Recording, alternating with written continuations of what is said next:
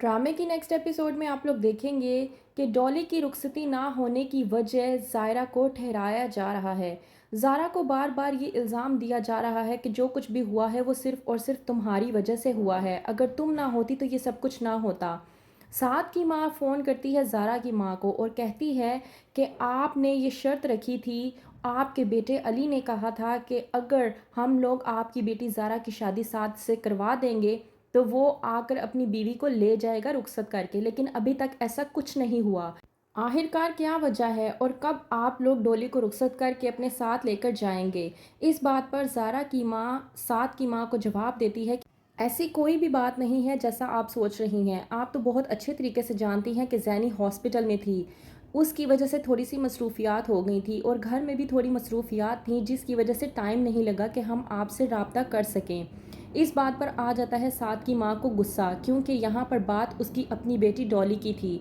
वो भड़क उठती है और कहती है ज़ारा की माँ से कि मुझे तो लगा था कि आप पहली प्रायोरिटी अपनी बच्चों को देती हैं, लेकिन यहाँ पर तो ऐसा कुछ भी नहीं है। जब आपकी अपनी बेटी पर बात आई थी तो आपने ज़बरदस्ती मेरे बेटे के साथ अपनी बेटी का निकाह करवा के उसे रुखसत करवा दिया था। अब जब मेरी बेटी की बात है तो कोई नाम तक नहीं ले रहा।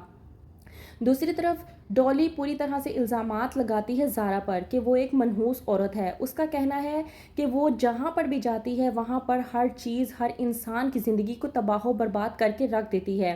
कहती है डॉली कि आप एक मनहूस हैं, मैं आपका चेहरा भी नहीं देखना चाहती और ना ही आपके हाथ से कोई चीज़ लेना चाहती हूँ। मैं नहीं चाहती कि आपकी मनहूसियत का कोई भी असर मेरी ज़िंदगी पर पड़े। इस बात पर साद को बेहद गुस्सा आ जाता है और वो डोली को समझाने की कोशिश करता है कि तुम आखिरकार ज़ारा से किस तरह से बात कर रही हो।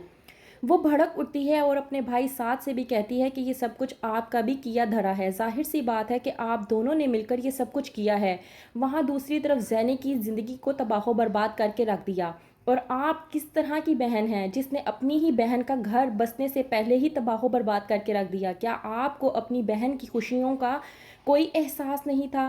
क्या आपको अपनी बहन की खुशियाँ अजीज़ नहीं थी, जो आपने अपनी बहन की खुशियों पे ही डाका डाला?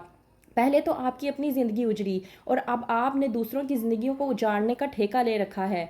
दूसरी तरफ साद कहता है ज़ारा से कि तुम्हारे वालिदैन का फ़ोन आया था, उन लोगों ने बात तय कर दी है कि परसों की तारीख को वो लोग आएंगे और डोली की रुखसती करवा कर ले जाएंगे। ज़ारा इस बात पर बेहद खुश होती है और कहती है कि मुझे तो यकीन नहीं आ रहा कि अम्मी और अब्बू इस बात पर राज़ी हो गए हैं और वो लोग बहुत जल्द डोली को रुखसत करके अपने साथ घर ले जाएंगे। चलो अच्छा ही होगा कि एक तरह से डॉली के दिल में जो बदगुमानी मेरे लिए पैदा हुई हुई है शायद वो दूर हो जाए। तो क्या होगा आगे जानने के लिए देखते रहिए तुम बिन कैसे जिएं।